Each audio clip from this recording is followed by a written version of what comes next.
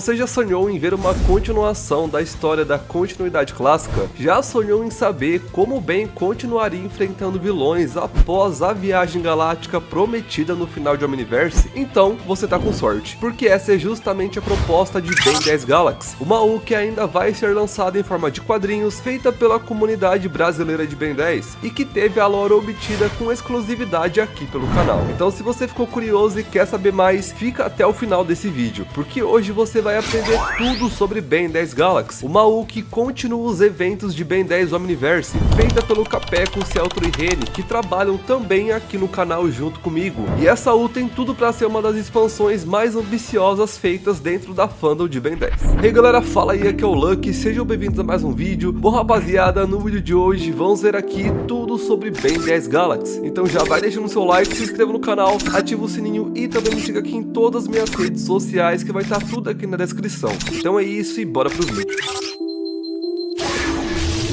Mas seguinte, qual é exatamente o diferencial dessa AU? Afinal, muitos já tentaram continuar Ben 10 Omniverse e fazer uma versão à altura. Mas então, aqui não existe só um diferencial, existem vários. Para começar, o projeto Ben 10 Galaxy é uma HQ independente que busca continuar diretamente a história de Ben 10 Omniverse, ao mesmo tempo em que reimagina e aprofunda elementos que mereciam mais exploração. A ideia central da equipe é lapidar conceitos deixados de lado, expandir ideias pouco desenvolvidas e celebrar o enorme potencial do universo Ben 10 de uma forma fresca, mas ainda respeitosa com o legado original. E bom, o pessoal que tá fazendo sabe bem que projetos de fãs já imaginaram o que vem depois de Omniverse, muitos inclusive partindo dessa viagem galáctica prometida no final de Omniverse, como por exemplo em Rise of the Omni Hero, outra fancomic brasileira de Ben 10, que vocês já devem conhecer. Mas a proposta dessa viagem Galaxy é algo diferente. Em vez de iniciar ou tentar contar uma história com base nessa viagem, a história avança além dela, não é mostrada diretamente, mas obviamente ela ocorreu, e os eventos decorrentes dela serão muito importantes para a trama principal dessa HQ. E qual é a trama principal? Como alguns já devem ter visto no meu vídeo com todas as melhores AUs de Ben 10 onde Galaxy aparece, a ideia é desenvolver a Guerra Limax, um evento citado nos pop-ups do Ben 10 clássico, envolvendo aqueles alienígenas antagonistas do episódio Aposentadoria Permanente. Essa guerra será um conflito massivo que vai se espalhar por toda a galáxia,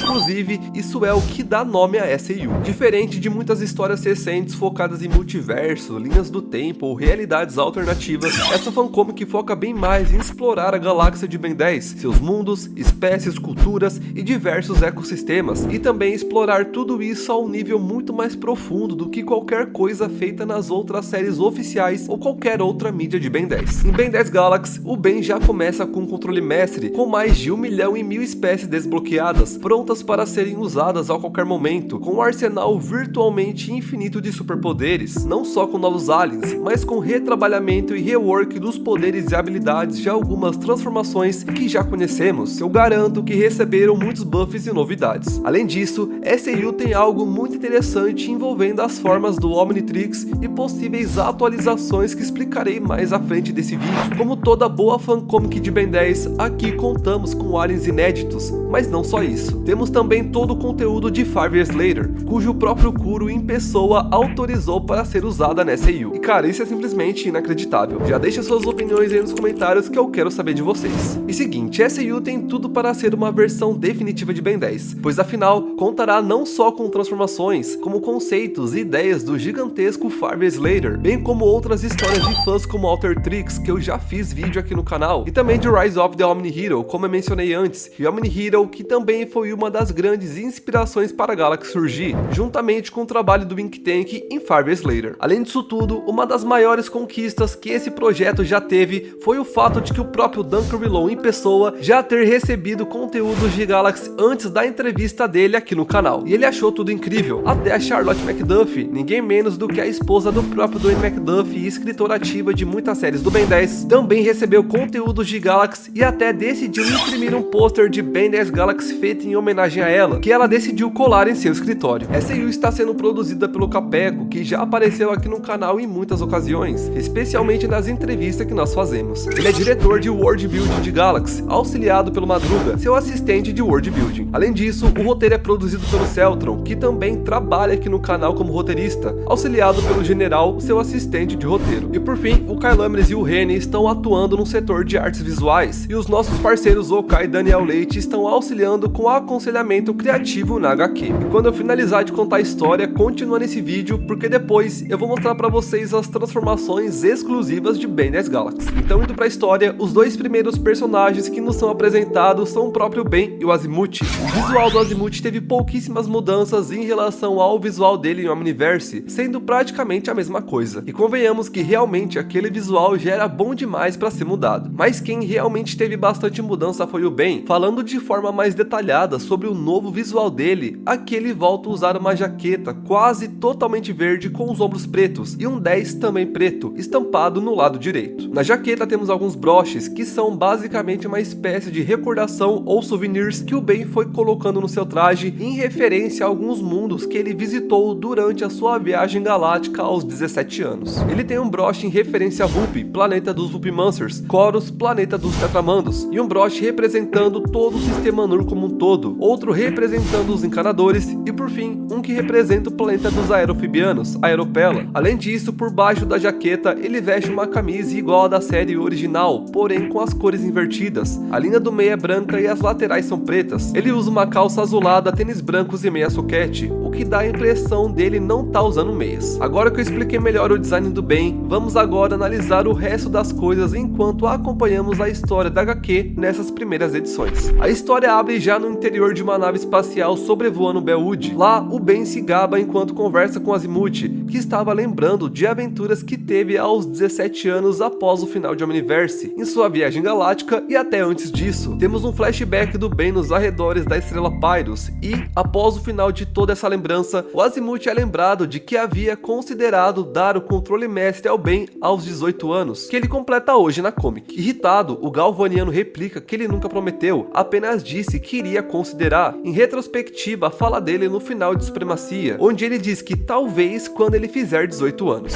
E eu imagino que você não tenha destravado o controle mestre.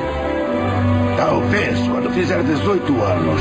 Continuando a conversa, o Azimuth lembra bem que ele já se virou antes contra inimigos bem mais poderosos que o Dr. Animal, que nesse momento está atacando a cidade com um exército de mutantes animais. E o Ben já se virou muito bem, sem ter nenhum gosto do controle mestre. O Ben logo responde que o Azimuth está devendo um favor a ele, além de argumentar que esse modo melhoraria sua eficiência em batalha. Então, cansado de tanta conversa, o Azimuth cede aos desejos dele, liberando o controle mestre, fazendo com que o Omnitrix revele que 1.000.043 espécies e inúmeras subespécies estão liberadas direto no relógio para uso em forma ápice, e o Ben fica bastante contente pela vitória na lábia dele. O Azimuth dá uma última mensagem, advertindo para não abandonar a responsabilidade. De maneira brincalhona e até um pouco provocativa, o Ben pergunta quando na vida ele não foi responsável, antes de ir até o campo de salto da nave onde o Hulk solicita ajuda, avisando que Bellwood está sendo invadida por animais mutantes do Dr. Animal. O Ben avisa ele para botar um óculos de sol e salta da nave. Enquanto Ben ativa o Omnitrix, nós temos essa excelentíssima cena de transformação, e o primeiro alien da comic não poderia ser outro senão o Chama.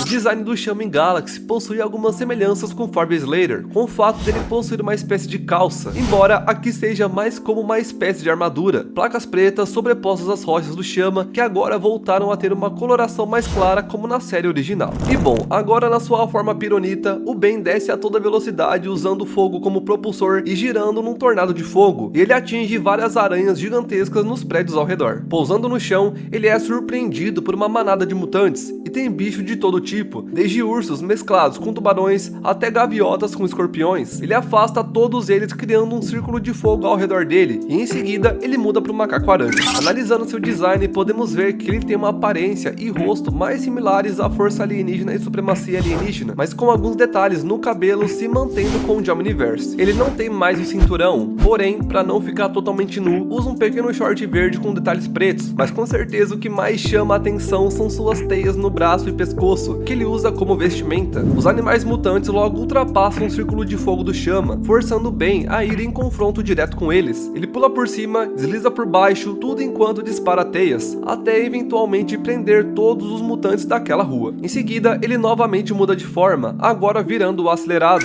Aqui ele possui vestimentas com detalhes de guepardo na roupa. Além disso, ele também recebeu uma cauda e uma estrutura corporal mais diferenciada e única. Mas com certeza o seu maior diferencial foi nos novos conjuntos de poderes e habilidades. Tecnicamente falando, o Acelerado entrou pro time dos aliens elétricos, mas ele não sai por aí disparando raios nem nada. E na verdade, agora o pelo dele tem a capacidade de acumular eletrostática através da corrida, o que permite o Acelerado acumular carga elétrica para potencializar seus ataques, atordoar seus inimigos e aumentar seus instintos, que é outra coisa que ele recebeu de novo. O Acelerado agora possui sentidos hiperaguçados, sendo bem difícil de pegá-lo de surpresa, quase que fosse uma espécie de sentido aranha. Como Acelerado, o Ben derrota alguns mutantes e tenta conversar com o Hulk, perguntando se ele viu a super entrada triunfal dele. O Hulk reclama, dizendo que estava meio ocupado naquela hora. Ao questionar onde o Hulk estava, os sentidos do Ben, como Acelerado, sentem algo e em seguida ele escuta uma grande explosão em um prédio próximo. Com o comunicador chiando, o Ben muda de forma para o Astrodáctil, e com isso nós temos uma sequência perfeita de um alien representando cada uma das 4 principais séries: Clássico, Força Alienígena, Supremacia Alienígena e Omniverse. Agora falando sobre o design do Astrodáctil, aqui em Galaxy, ele possui uma estrutura corporal um pouco mais robusta, partes pretas nos olhos e uma roupa mais colada e fechada com detalhes brancos, verdes e pretos. O símbolo do Omnitrix agora fica na sua cintura. Ele dispara voando em direção ao prédio que estava soltando fumaça devido à explosão. O Ben avista uma espécie de gorila mesclado com louva-a-Deus e imediatamente o Hulk aparece, logo após ter explodido aquele mutante. E aqui temos o primeiro vislumbre do visual dele. Ele não muda tão drasticamente quando comparado ao original, mas posso destacar que possui alguns pequenos detalhes muito interessantes, como o fato das cores da proto-arma serem basicamente as mesmas que o Hulk colocou nela no episódio Não Há Honra Entre Irmãos, onde ele vira o Fish Hulk. Apesar de similar ao Fish Hulk, ele também é muito parecido com a versão mais jovem dele. Aqui ele tem um pouquinho mais de cabelo na cabeça, quase como uma miniatura de Moicano. E bom, agora com o Hulk em tela, enquanto o Ben responde que o Azimuth estava difícil de convencer, como sempre. Ele pergunta onde o animal estava. O Hulk fala que o animal provavelmente não era muito fã da festa que o pessoal da cidade tinha montado para comemorar o aniversário de 18 anos do Ben. Ele explica que o Dr. Animal montou outra bomba mutagênica, o que os forçou a evacuarem a festa. Ao contrário das outras bombas, essa não estava programada para alterar o DNA humano, mas sim desnaturar o DNA de todos os alienígenas da cidade. E basicamente ele pretende eliminar todos os não humanos. Respondendo à pergunta do Ben, o Dr. Animal está no parque, mas o Hulk informa que a situação ia ser bem mais complicada do que parecia. E enquanto ele fala tudo isso, temos alguns painéis do Kevin e da Gwen lutando contra alguns mutantes, e outro do Vomax comandando naves dos encanadores no céu. Parando um pouco para analisarmos os designs deles, o Kevin tem um visual um pouco mais simples, sem mangas, com uma espécie de suspensório com um cadeado com 11, que ele costuma usar infundido nele, coisa que ele mesmo fez usando seus poderes. Além disso, ele veste uma camisa preta, calças cinzas rasgadas e um bracelete preto no pulso direito. A Gwen também tem um visual simples, mas muito bonito. Ela mantém um cabelo curto e os óculos de Omniverse, mas agora as lentes possuem um tom rosado. Ela usa um moletom azul, um short junto com uma meia calça e botas, todas em cores cinza escuro, bem como uma presilha de cabelo em formato de gatinho, o mesmo símbolo que ela tinha na sua roupa do clássico e também em Omniverse. O Vomax é outro que, assim como o Azimuth e o Hulk, teve poucas mudanças no seu visual. As maiores diferenças em relação ao visual e Omniverse é que, ao invés de ter aqueles olhos de Capitão Marvel, os olhos dele agora voltaram a ficar abertos, e além disso, ele volta a usar uma camisa branca por baixo da camisa florida, juntos de calças cinzas ao invés de brancas e sapatos marrons ao invés de cinzas. Agora retomando para a história, depois de ouvir toda a explicação do Hulk, o Ben reclama como ser famoso sempre traz problemas às vezes, chegando ao ponto de alguns malucos como o Dr. Animal simplesmente decidirem trazer uma fazenda inteira só para estragar seu aniversário. Em contrapartida, o Hulk diz que apesar disso, o Ben conseguiu o que tanto queria, o controle mestre. O Ben então responde que ele não viu nada e ainda pergunta se o Hulk queria uma carona até o campo de batalha. Porém, o Hulk diz que vai pegar outro caminho para ajudar alguns dos encanadores lutando lutando com os mutantes nas ruas. O Ben o tranquiliza, dizendo para ele não se preocupar, pois ele logo iria dar conta de todos aqueles animais mutantes de olhos fechados. Mas logo ele é alertado pelo Hulk para não subestimar o animal dessa vez, pois além dele ter sequestrado animais de 5 zoológicos inteiros para montar esse exército, ele também desenvolveu e aprimorou muito mais a tecnologia dos equipamentos dele e até criou um traje especial para lutar com o Ben. E como será que esse traje é? Deixa suas ideias aqui nos comentários. O Ben se prepara para cair do prédio enquanto questiona como eles acabam sempre deixando gente como animal conseguir acesso à tecnologia daquele nível. Enquanto dispara em voo, o Hulk responde pelo comunicador, dizendo que, pelo andar das investigações que fizeram de última hora, o Dr. Animal conseguiu grande parte dessa tecnologia com a ajuda do Argos, o vilão principal de Sábados Secretos, que foi ressuscitado pelo Dr. Animal no episódio Até que Enfim é Sábado. Inclusive, logo em seguida, o Ben relembra os eventos desse episódio, surpreso por saber que o Argos ainda estava na ativa, já que da última vez que o viu, o Ben o deixou em estado vegetativo depois de absorver toda a energia vital que tinha sido usada para ressuscitá-lo com um feedback. O Ben reclama que o Zack Sábado deveria cuidar melhor dos vilões dele, e na hora, o Hulk retruca dizendo que o Ben também não é o melhor exemplo em manter os vilões dele na linha. Enquanto o Ben resmunga, o último painel que nós temos é o Hulk com a proto-arma em forma de arco e flecha, se preparando para dispará-la em outro prédio. Ele consegue se fixar no prédio e usa a proto-arma em forma de tirolesa para ir até o outro telhado. Ao pousar, ele novamente muda a forma dela, dessa vez para um lançador de granadas, na qual dispara um projétil contra alguns mutantes que estavam atacando os encanadores bem abaixo dele. Os encanadores são salvos e mandam uma saudação pro Hulk em agradecimento. Enquanto isso, o Astrodactyl estava indo em direção à barreira no centro do parque com vários mutantes ao redor. Porém, no meio do caminho, ele começa a ser perseguido por um enxame de abelhas mutantes. Rapidamente, o Ben lança um jato de energia no enxame. As abelhas começam a se enrolar nos vários chicotes e com um rodopio, ele arremessa todos para longe. E no final, o Ben se prepara para ir em direção ao prato principal. Distraído, o Ben, como Astrodactyl, recebe um ataque surpresa de uma língua, que seria de um sapo mutante. Após o impacto, o Ben acaba caindo no chão e volta à sua forma humana. E ao se levantar, ele se depara com vários animais mutantes e fala que isso tá mais para um pesadelo do que um zoológico. O sapo mutante vai para cima do Ben enquanto ele está na forma humana e por um triz ele acaba não sendo atingido, porque o Kevin aparece dando um mega soco no sapo mutante defendendo o Ben. E bom, é claro que isso tudo que vocês viram hoje é só a ponta do iceberg, porque essa fancomic vai ser gigantesca, com uma média de 50 a 70 páginas por capítulo, e ao todo serão 12 capítulos cobrindo toda essa história. E eu digo que é só o começo, pois um dos maiores objetivos de Ben 10 Galaxy é justamente fazer aquilo que muita gente sempre quis ver na franquia original, mas que por vários motivos acabou ficando pelo caminho. Serão explorados e desenvolvidos muitos outros personagens que foram deixados de lado, o que tiveram pouquíssimo tempo de tela. Personagens com potencial gigantescos, histórias mal aproveitadas, conceitos que mereciam mais desenvolvimento, tudo isso vai ter espaço aqui para finalmente respirar e crescer de verdade. Várias ideias que foram introduzidas ao longo das séries, do clássico até o reboot, das HQs aos jogos, mas nunca concluídas ou explicadas direto, também vão ser retomadas. A proposta é pegar esses elementos soltos, reorganizar, retrabalhar e amarrar tudo de uma forma mais coesa dentro da narrativa, justamente para evitar aquela sensação constante de retcon ou de informação contraditória que sempre é recorrente na obra original, como sabemos. Aqui, a ideia é que tudo converse, que tudo faça sentido dentro de uma mesma linha lógica de construção de universo, e isso também se estende, é claro, ao próprio Omnitrix e as transformações, mas tem muitas outras transformações que já tem visual pronto e até parte dos poderes totalmente definida, mas que infelizmente acabaram tendo que ficar de fora desse vídeo. Mas se vocês quiserem muito, eu posso trazer um vídeo só mostrando as outras transformações de Galaxy. Então já deixa nos comentários o que vocês querem ver primeiro, e pode ficar tranquilo, porque isso aqui foi só o começo da jornada de Ben 10 Galaxy. Agora lembra que eu tinha dito que a SAU teria algumas transformações exclusivas? E bom, vamos começar a falar delas. A primeira transformação exclusiva de Galaxy é a forma humana. E sim, o Ben nessa história consegue se transformar em um ser humano, mais especificamente um ser humano no ápice da espécie, que se chama Legendário. Dessa forma, o Ben se torna especialista em praticamente tudo. Ele executa perfeitamente qualquer habilidade que humanos possam aprender, desde esportes a atividades culturais,